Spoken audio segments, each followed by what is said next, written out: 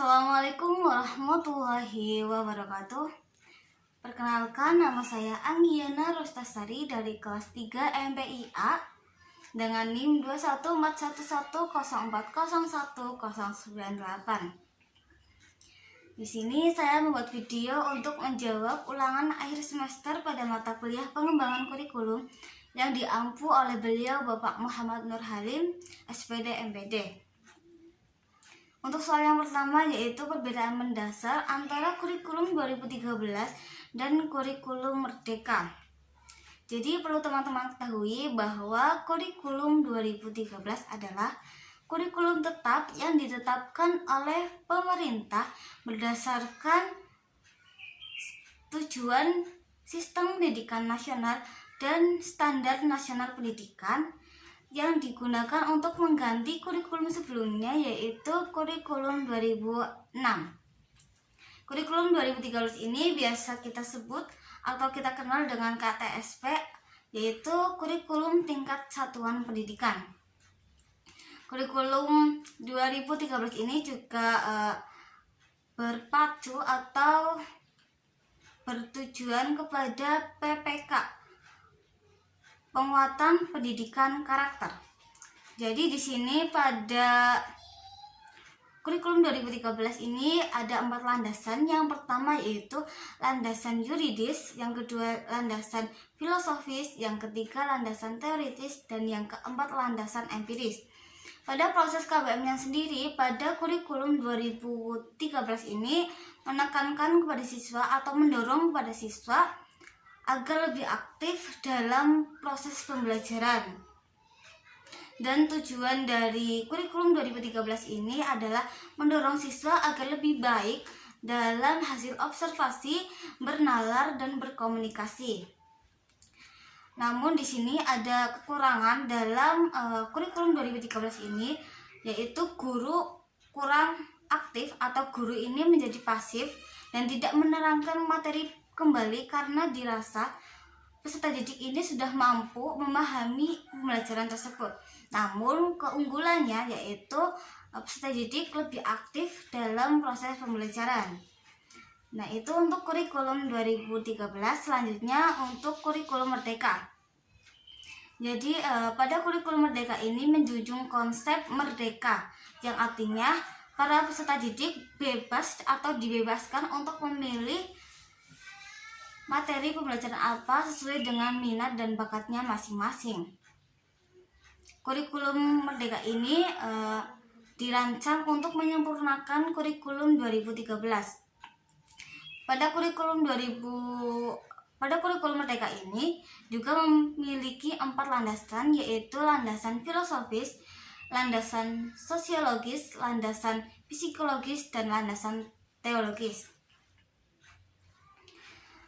Pada KBM sendiri, kurikulum merdeka ini juga mendorong siswa untuk lebih aktif dalam pengetahuan dan dengan tetap memperhatikan bakat dan minatnya.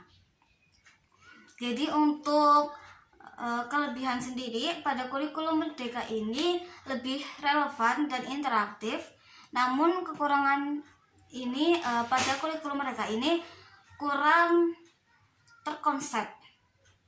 Jadi untuk kesimpulannya bahwa pada kurikulum 2013 ini siswa ini mampu aktif dalam pembelajaran, dan pada kurikulum merdeka siswa dibebaskan untuk memilih pembelajaran sesuai dengan minat dan bakatnya. Itu untuk nomor 1. Selanjutnya untuk soal nomor 2 yaitu perbedaan mendasar antara RPP dan modul ajar. Di sini saya akan menjelaskan perbedaan mendasar ini berdasarkan komponen. Jadi pada RPP ini ada beberapa komponen minimal yang harus ada dalam RPP, yaitu ada 3 komponen mendasar dalam RPP. Yang pertama yaitu tujuan pembelajaran, dan yang kedua yaitu langkah-langkah pembelajaran, dan yang ketiga itu asesmen.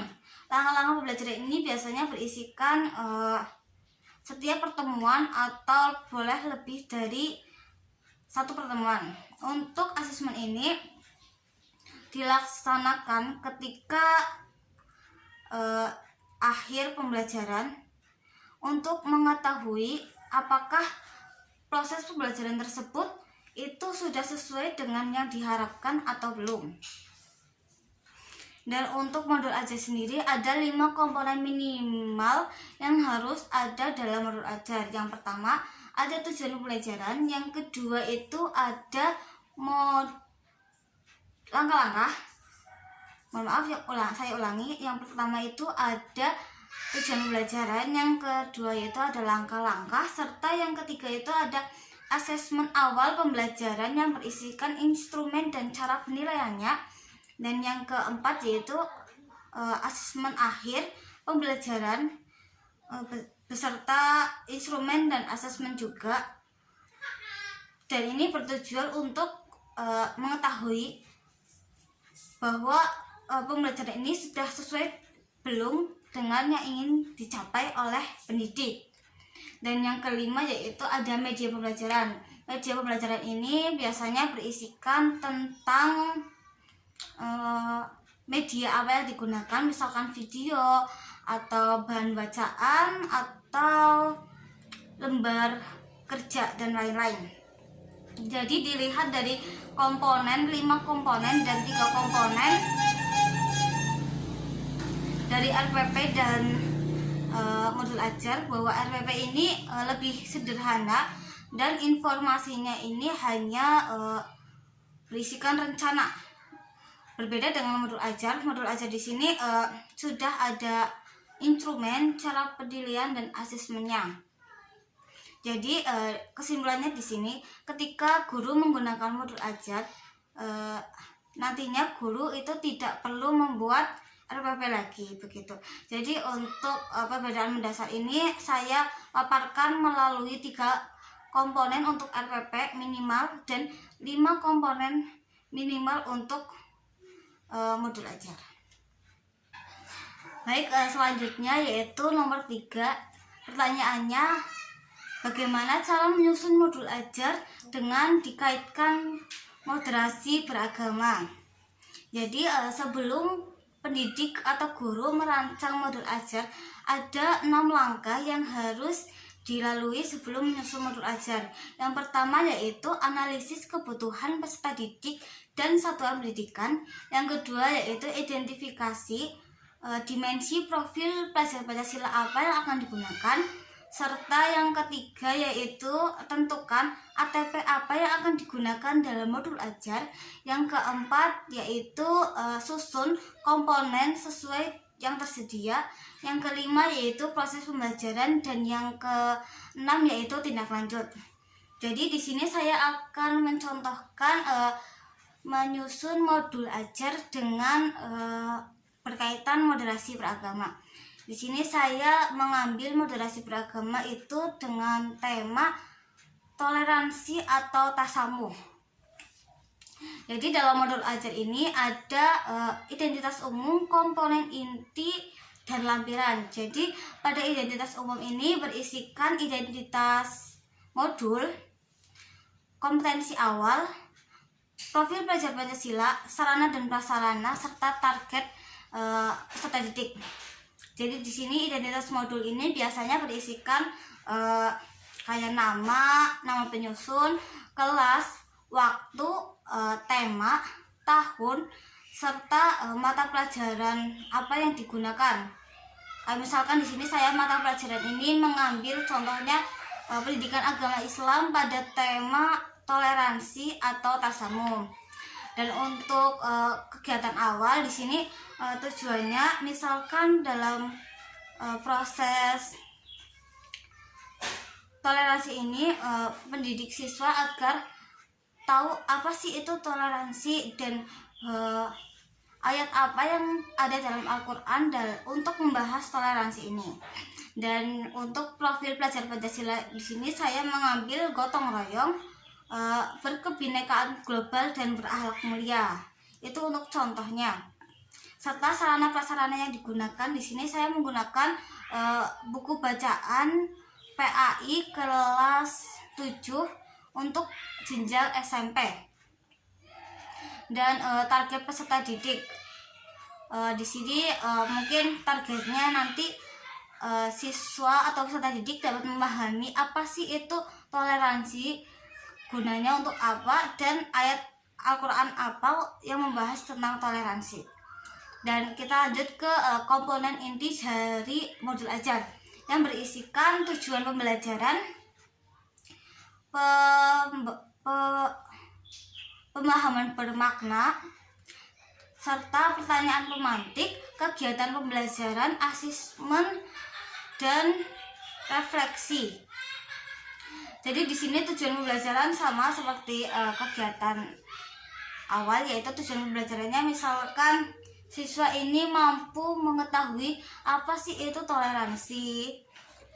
Terus untuk pertanyaan pemantik kayak misalkan guru bertanya, ada yang tahu nggak sih ini namanya toleransi itu kayak gimana, terus contoh toleransi itu kayak gimana, terus ayat apa yang membahas tentang toleransi. Itu untuk contoh dari pertanyaan pemantik. Untuk misalkan selanjutnya yaitu kegiatan pembelajaran. Kegiatan pembelajaran biasanya misalkan waktu itu ada 45 menit. 45 menit ini biasanya 15 menit awal itu digunakan untuk pembukaan kayak misalkan berdoa, terus absensi atau pembukaan yang lain-lainnya. Dan untuk 20 menit itu proses pembelajaran, entah itu dilakukan dengan cara diskusi atau tanya jawab, itu biasanya dilakukan seperti itu. Dan untuk menit-menit terakhir digunakan untuk refleksi atau tanya jawab pelajaran apa yang telah didapat begitu. Untuk asesmen dilakukan oleh guru ketika saat proses pembelajaran atau nantinya diberikan soal untuk menjawab dari materi yang telah dijelaskan tadi. Dan refleksi ini kayak evaluasi dari proses pembelajaran, dan itu untuk pada komponen inti. Selanjutnya itu pada lampiran. Lampiran ini ada lembar kerja, terus ada daftar pustaka, terus ada bahan bacaan yang digunakan untuk modul ajar. Jadi di sini kesimpulannya bahwa pada modul ajar ini ada informasi umum, kompetensi inti, dan lampiran yang tadinya sudah saya jabarkan di awal. Itu untuk nomor 3. Baik, untuk soal nomor 4 yaitu jelaskan satu persoalan dalam pengembangan kurikulum dan berikan solusinya. Di sini saya mengambil satu persoalan dalam pengembangan kurikulum, yaitu guru kurang memahami konsep dari kurikulum tersebut dan kurang memahami materinya, karena kurikulum tersebut itu sering ganti-ganti begitu. Jadi solusi dari saya yaitu seorang kepala sekolah itu harus memfasilitasi kepada guru tersebut untuk mengikuti seperti kayak pengembangan untuk guru itu dapat mencari ilmu agar dapat memahami materi tersebut gitu. Kayak misalkan ikut seminar ataupun sosialisasi tentang kurikulum tersebut.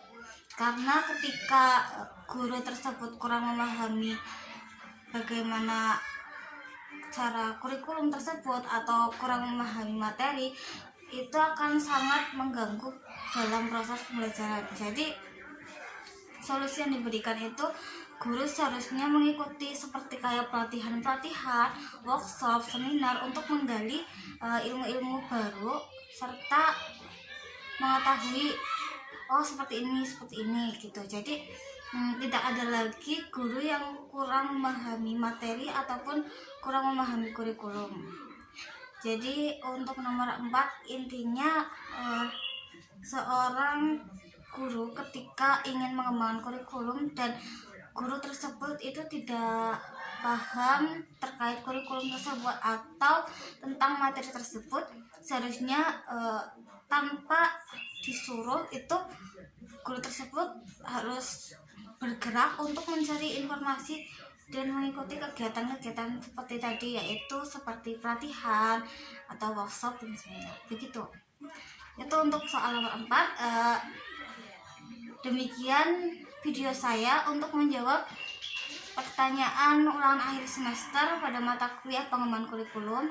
Mohon maaf kalau misal banyak salah, banyak kurang, karena saya juga masih dalam proses pembelajaran.